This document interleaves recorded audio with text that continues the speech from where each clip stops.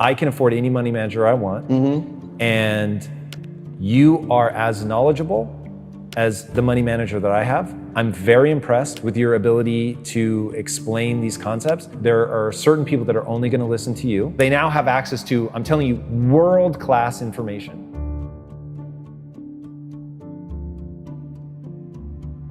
Wealthy people do three things, man. They stop trading time for money. They make their money work for them. And they give as much value to people as they can. And so I learned that as I got older. That part really didn't make sense to me at the time, but the money working for you part, and I was like, how do you make your money work for you? Again, all I know is how to go get money. So he says, wealthy people, first they get into stocks, then they start a business, and then they get real estate. I took my time, I researched the Warren Buffetts and the Peter Lynch's, and I'm not gonna lie, in the beginning, that shit was like Chinese to me. Right? This is a foreign language. And so what happened to me was it started reminding me of being in the streets. Everything about it. And I heard this term one time that said, the real gangsters are on Wall Street. Once you know how something works, then you can get good at it. But if you, and I really think the vast majority of humanity, and I don't care what class you're in, the vast majority of humanity does not understand how the world works. Therefore, they are at the mercy of the world, and the people that figure out how it works can change things. You know, you have to understand how things work. And like, yeah, that is to me what is so powerful about you. You understand a game that a lot of people that are disenfranchised understand, the streets. And you're saying, motherfuckers, this is just physics. Let me show you the correlate over here. It's all the same shit. It's the same. That's it. And so that's important for me, the understanding the basics and the fundamentals. Like once you start understanding the fundamentals, you give yourself power. Because you now understand, like you said, you see how the machine works, right? And so most people look at the machine and marvel and say either, like most people look at the stock market, 98% of the people who I know look at the stock market and say, yo, that's not a game I can play. I'm staying away from it. And so the way it's set up is, the world is set up, well, listen, cool, I don't even want you to play. Just give me your money, I'll play it for you. So when we look at like banks, like we understand that banks don't necessarily work in our favor, right? So banks only give us 0.05% interest on the money we have there. Well, we can get 8% just by putting our money in an index fund. So why would I just sit my money in a bank and let the bank make all the money? Because all they're gonna do is invest the money for you. So they now operating as the plug. They operate now as the man who, I'm gonna front you this, I'm gonna make my money, I'm gonna take the cut, I'm gonna give you just enough to keep coming back. I wanna go to the plug. Who is the plug? The stock market, right? And so once I understood the fundamentals of like, the most important thing too, is we don't understand how money works. That's a whole different language in its own. The relationship with money in my community is you make money just enough to pay bills. And so once you get tired of paying bills, you say, you know what? I need to treat myself to something, right? No matter if I gotta go in debt, no matter if I need to treat myself to something to take this misery away. So you treat yourself to something that you can't afford at the time, right? But it makes you feel good in the moment. And so because it makes you feel good, you say, you know what? I'm living. This is a reprieve from everyday struggle. Let me get back on the hamster wheel. And so the sacrifice now becomes hard because now you're saying, I gotta work, and never get that reprieve.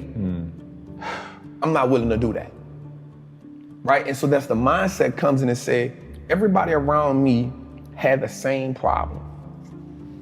No one represented the solution. So if I don't change something, I'm only going to end up like everybody else I know. Somebody has the solution somewhere. There's too many people out here living the life of their dreams that I'm watching. They know something I don't know. And the only thing that they had was access to a different type of information. So once I went and got the information, I now wanted to sing from the mountaintop, like, yo, look at this dope thing I found. Everybody can be a part of it. And then when I showed it to people, they was like, that ain't it, bro. I'm not about to do that. And so I realized how powerful it was for me to, one, become economically like powerful in my mind. Because the thing about investing, especially in stocks, is that piece of ownership of everything that I use now makes me say, well, if I own that Apple, God, I don't care about buying an Apple phone. If I'm gonna wear Levi's and I'm gonna wear Timberlands, if I can own VFC Corp, then I own the stuff that I'm buying. I'm okay with that. Like that subtle shift in my mindset changed everything for me. Because now I was after just owning everything that I consumed. In the beginning, that was my introduction to the game. Let me just own everything I consume and then I'll feel okay. Owning a stock is like, it's owning a percentage of a great business. And so once I understood that concept, I understood that the key to wealth is through ownership. Like that was one of the things that made it click, because I studied the wealthy people. The key to building wealth is not how much you can work. You can't work your way to wealth. You gotta invest your way there. And all wealthy people, Black, white, Asian, Chinese, they own a whole bunch of shit. The people who aren't wealthy is because they don't own nothing. You only have your money sitting in cash. If your money is just sitting in cash, realistically, you're becoming poorer every day. Right, or they own depreciating assets. And that's what cash is. It's a depreciating asset, because the more money they print, the more money that money loses value. Right. So if it's just sitting, it's the reason why the bank wants you to have your money there, so they can take it and use it and invest it so much and be like, hey, it's just sitting, I'm gonna give you 50 cents on whatever you had in it. Right. And so the idea of ownership was, yo, we can just start owning everything that no matter if it's just a stock. Like that's powerful, because if you can start owning the businesses that you now consume every day, you turn a one-time transaction to a lifetime of profit. Because if I go to the store and buy a pair of Nikes, that's a one-time transaction. In order for me to get something from them again, I gotta come back and buy another pair of Nikes. But if I own the Nike stock, long as I own it, it's a profitable vehicle for me. So that one-time transaction can become a lifetime of profit if I own that business. And another great thing about the stock market is it makes me pay attention to the world. And so now I understand what's going on in the world. I started learning business cycles, market cycles. You know what I'm saying? Like, because now I can understand, yo, this is okay. Things are going out of business. Okay, we're in this cycle.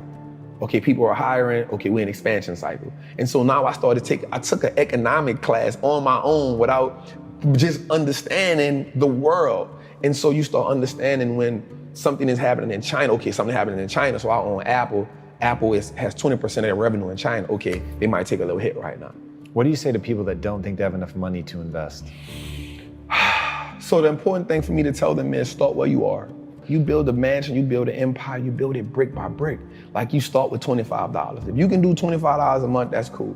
If you can do $25 a week, that's cool. Because what happens is, once you start understanding the power of how your money works, you'll start saying, yo, I don't need to do that because that's taken away from this. That 25 will now become $50. Guaranteed.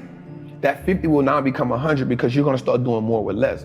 The person who works out and sees that they drop 10 pounds in 2 weeks says, you know what, I'm gonna go a little harder because I know if I can drop 10, I can drop 20, right? I know if I see one muscle shape up, I know it's possible. The word possible is so powerful. Possible changes the game. Instead of it being impossible, we now say I am possible or I'm possible. That changes the dynamic. So the first mindset is saying, invest in your first stock. It don't have to be a winner. It doesn't have to be a home run. It can be an AT&T stock that costs $26 right now. It may not be the best investment in the world, but you started, right? And the great thing about anything is you can't be great if you never go to practice. You can't hit 81 if you never get in the gym. Yeah. So just get in the gym and then find somebody who can teach you. Be dedicated to understand the process. Warren Buffett said he reads 500 pages a day. We have to understand the power in learning and being educated, man.